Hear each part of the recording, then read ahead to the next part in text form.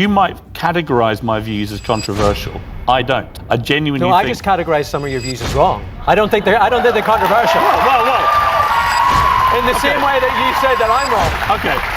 Let's test that theory. Which of my views do you think are so wrong? He don't even know. Well, interestingly, I would say that Trump won this time for 3 reasons. He won because people trusted him more on the economy and to fix the cost of living crisis.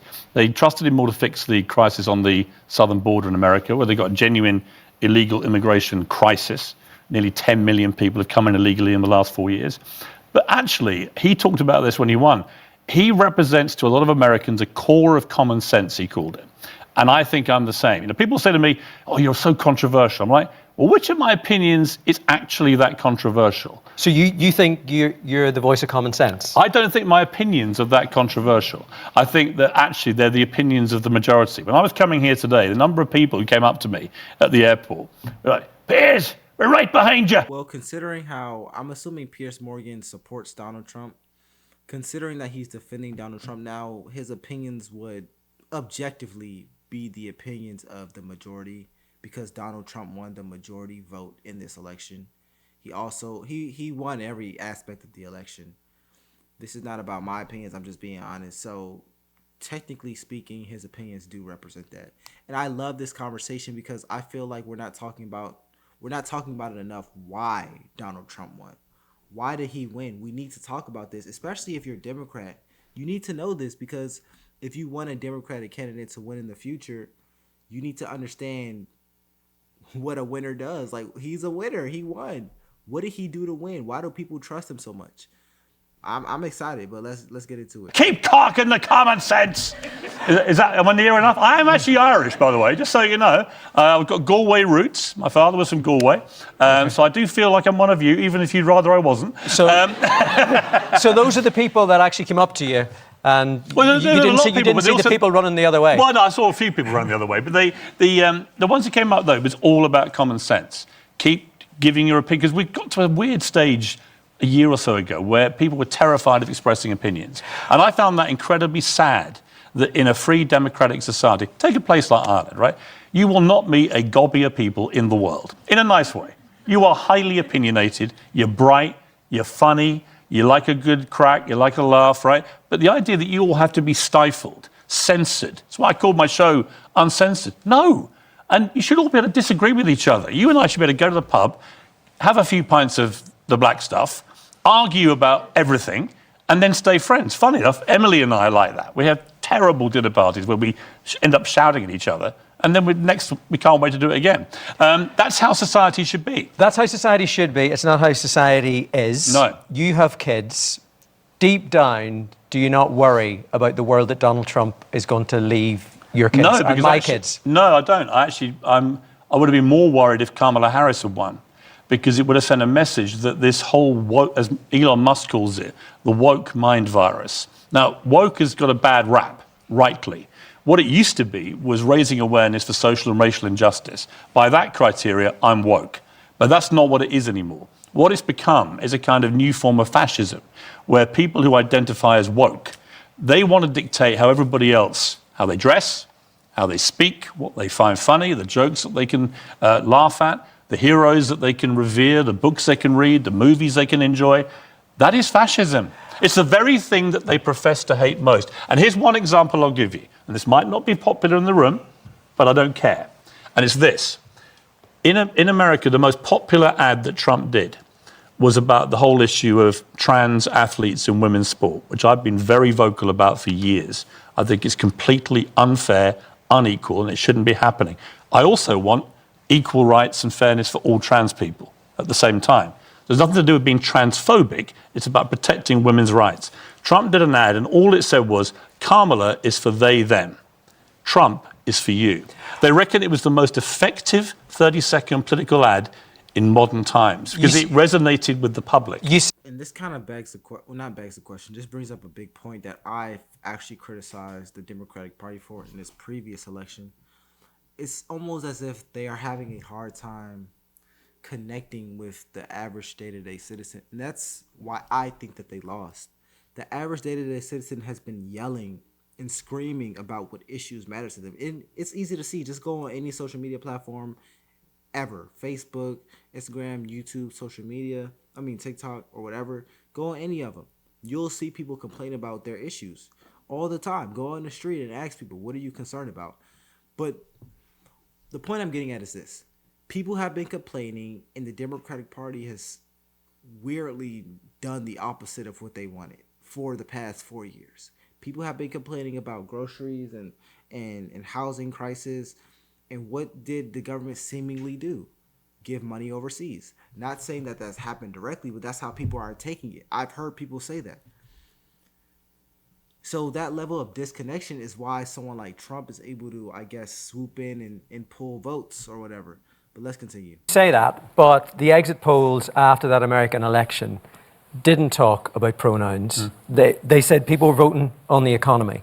And Yeah, but that ad, they reckon, the New York Times, which is a liberal newspaper, they said that ad may have swung it by 2 to 3 points. Unbelievably effective. a lot of people would also say that the trans community out there are people who are fearful and need supported. And the idea of being woke isn't about being a fascist. It's about going through life with, instead of having your eyes closed, having your eyes open, and maybe just trying to be kind. Do you even believe that? I do. Really? I think there's a lot of people Come do. on. That's not what woke means. Woke is people running around screaming hysterically about absolutely everything, and they want to dictate how people lead their lives. And we are a free democratic society. You should be able to lead your life how you want to lead it. Have the opinions you want to have. Have the right to live your life how you want to lead it. Do you believe everything you say, or is there an element, Yeah, I do. Piers, of stirring the pot? I do. I genuinely hate vegan sausage rolls. And by the way, so does everybody else, because their sales are bombs. I was right about that as well. I watch a lot of, conservatives talk about it. And the reason I watch more conservatives than Democrats, I'm going to say it. I think conservatives are a little more intellectually honest on these platforms than Democrats. And the reason I say that is because the conservatives are actually willing to talk. They're willing to sit down and talk with no edits about anything without getting overly emotional. And if I'm wrong, go through my channel. All I'm reacting to is people sitting down and talking with no edits. That's it. I don't watch videos with too many cuts and it looks like it's scripted. I don't do any of that. I want to see someone sit down, talk about what they believe, raw, against anybody. And when I see that, I'm like, okay, you're intellectually honest. Whether or not I agree with you, that's a different discussion.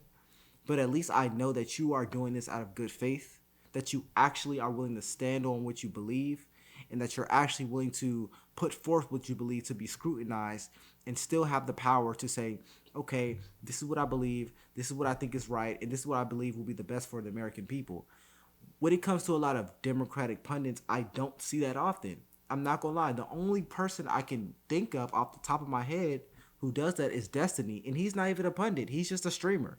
He's a gamer. He's like a gamer, and he's the only person on the Democratic side that I can say he will talk to anybody about what he believes. That's it. Who else can you name? You have people like Byron Donalds going on the Breakfast Club. Who else on the Democratic side is going on the Breakfast Club? Who? It just doesn't happen. That's why I do all their stuff, because what other stuff is there to do? That's all there is. But anyways, let's continue. Look, I do believe what I say. It's not like I don't just literally sit there and go, let me find something to wind up all the wokies, even though they are very easy to wind up. But I genuinely believe what I say. But again, I come back to, you might categorize my views as controversial. I don't. I genuinely No, think... I just categorize some of your views as wrong. I don't think they're controversial. Well. In the same way that you said that I'm wrong. Okay. Let's test that theory. Which of my views do you think are so wrong?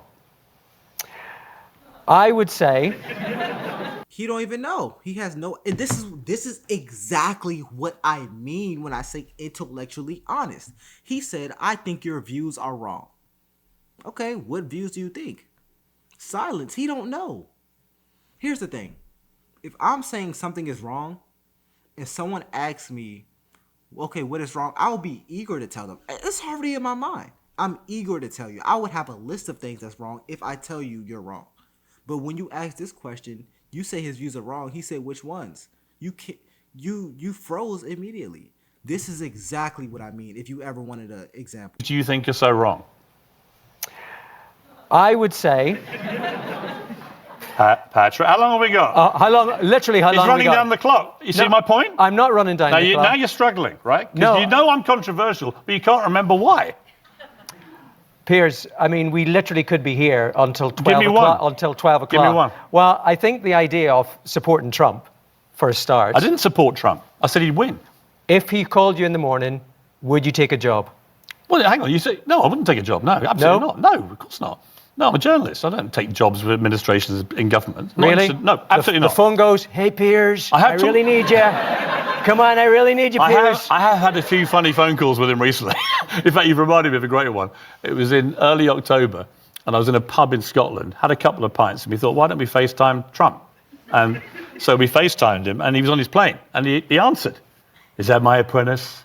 And hey, President Trump, how are you? And we got talking, and I can hear. I love that he said he wouldn't take a job because he's a journalist, because that shows that he has integrity in what he does.